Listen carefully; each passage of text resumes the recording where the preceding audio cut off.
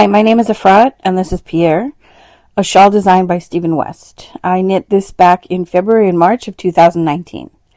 I want to walk you through the whole process, the yarn choices, the knitting, and what it actually feels like to just put your trust in a project and see where it goes.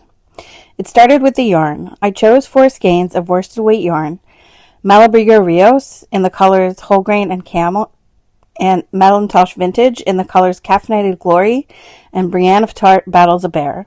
And that colorway name, if you know, you know. After digging through my stash, these 4 felt right together. But you never really know, do you? You're making a decision in a yarn shop or at your desk, staring at color cards, trying to imagine something that doesn't exist yet.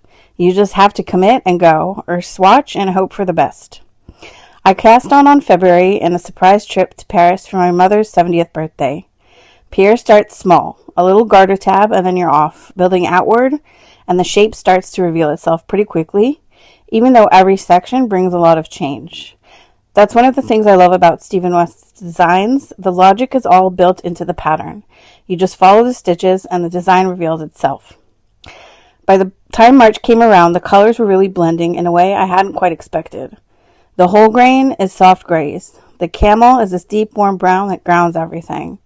Caffeinated Glory brings in this gorgeous depth, and Brienne of Tart Battles a Bear gives it a fiery twist. At some point, I stopped worrying about whether the choices were right, because the shawl was telling me they were. And then it's off the needles and ready to be blocked. First, it gets a long soak in lukewarm water. You just let it sit and fully saturate, and something happens even at that stage. The fabric relaxes in a way you can feel when you pick it up.